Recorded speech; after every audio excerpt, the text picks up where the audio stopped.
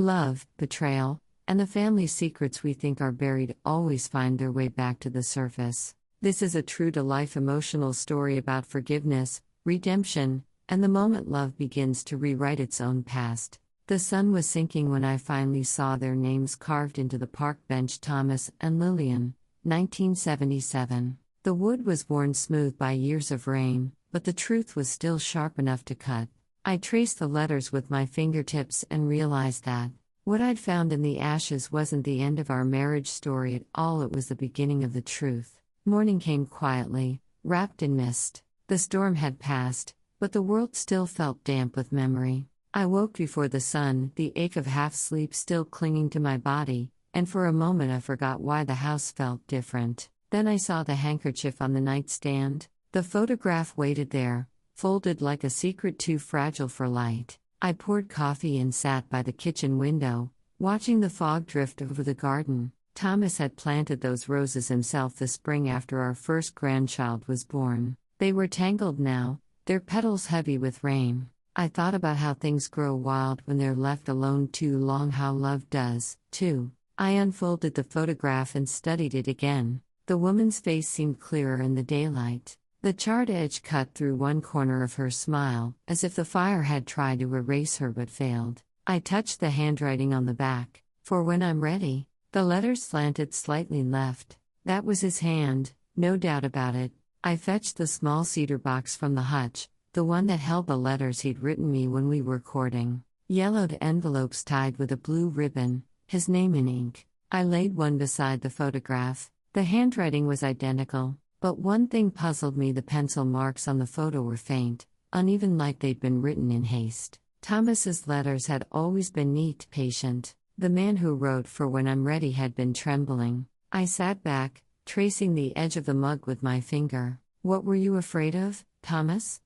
I whispered. The refrigerator hummed. Somewhere outside, a bird called. The house gave me no answers, only quiet companionship. By mid-morning, I decided to go out. The photo's paper stock looked old, matte, thick, maybe 1970s. There was a small embossed mark in the corner: Golden Studio. I hadn't heard that name in decades, but I remembered the place downtown, next to the old post office. Thomas used to take family portraits there when the children were small. I slipped the photograph into a book for safekeeping, wrapped a scarf around my shoulders, and drove into town. The streets glistened from the rain, leaves plastered to the curbs. At every red light I caught myself glancing at the passenger seat, half expecting him to be there, making small talk about errands. When I reached the storefront, my heart sank. The Golden Studio sign still hung above the door, but the windows were boarded. A for lease notice flapped in the wind. I almost turned back, then noticed a small hand-lettered card taped beside the handle: Photo Archives Relocated.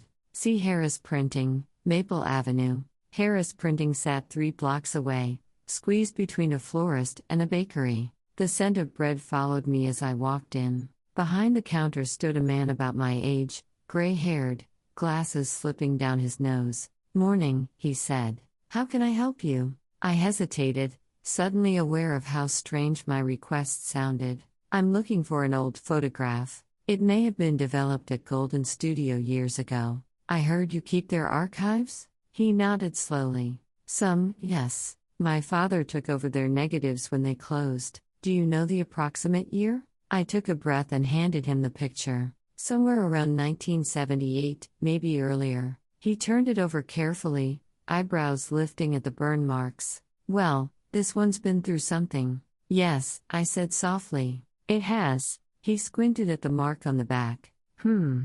That's definitely our stamp. Let me check something." He disappeared into the back room, leaving me surrounded by the rhythmic click of printing machines. When he returned, he carried a dusty ledger. "We used to log every session by date. If I can match this number," he pointed to a faint code etched on the corner of the photo, "we might find the names." My heart thudded. I hadn't expected progress this quickly. He traced his finger down a page and stopped. "Here we are. Session number 4178B, April 12, 1977. Listed under Thompson, T. and L. L? I asked. He flipped the page to double-check. "Yes. Looks like Lillian. The name hit me like a small, quiet bell. Not a shock, exactly, but a tremor. I'd never known anyone named Lillian in Thomas's circle. Do you happen to know if there's an address?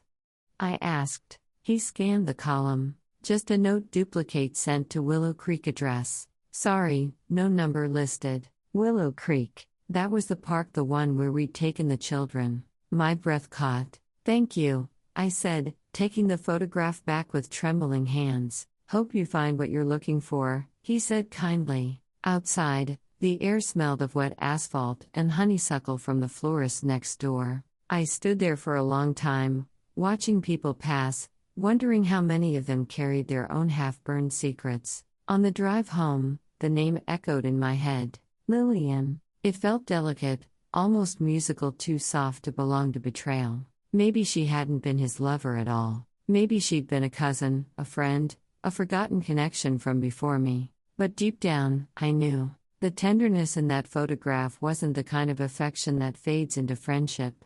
It was the quiet language of love. As the house came into view, sunlight finally broke through the clouds, touching the wet lawn with gold. For a moment, it looked almost like the world was forgiving itself. I parked in the driveway, shut off the engine, and sat there with my hands on the wheel.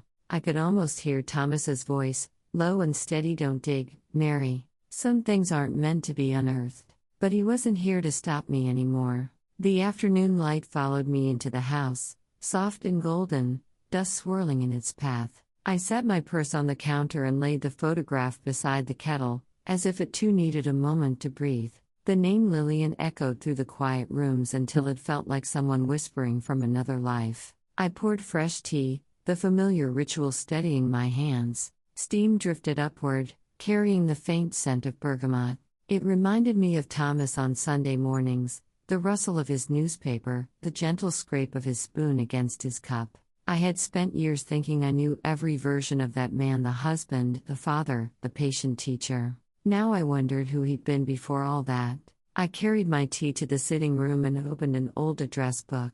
The pages fluttered like brittle wings. There it was, Willow Creek Park Association Office Number 3. He'd volunteered there briefly in the late 70s, helping to plant the new trees. I remembered him coming home one evening, mud on his boots, the scent of rain on his coat. He'd said, there was a woman there today who could make the sky look smaller just by smiling. I'd laughed back then, assuming he meant one of the older volunteers, someone's grandmother. Now the memory felt sharp as glass. I found the park's number still in service and dialed. A young woman answered. This is Willow Creek Park office. How may I help you? Yes, dear, I said. I'm looking for information on an old volunteer, perhaps someone who worked there around 1977.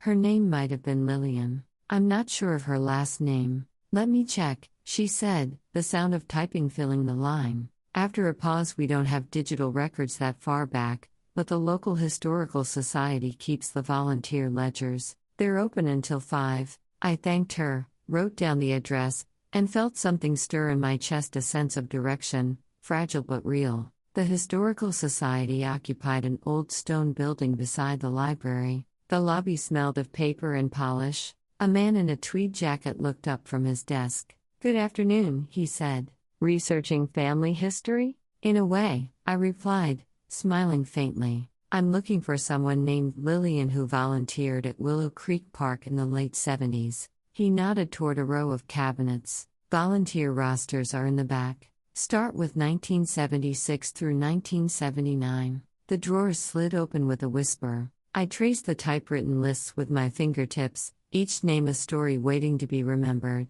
And then I saw it. Lillian Hart, Community Events Coordinator, joined March 1976. My throat tightened. I copied the name into my notebook. Hart, I whispered. Lillian Hart. The clerk looked up. Found what you needed? I think so. He smiled kindly. She was here once or twice for garden club meetings years ago. Sweet woman. Moved away. I think upstate somewhere. Don't quote me. Do you happen to know if she's still alive? He shrugged gently. Hard to say, but I haven't heard otherwise. Alive. The word glowed like a match in the dark. Driving home, the evening light slanted low and orange. Every turn of the road felt heavier with meaning. I imagined meeting this woman, Lillian Hart. Would she remember him?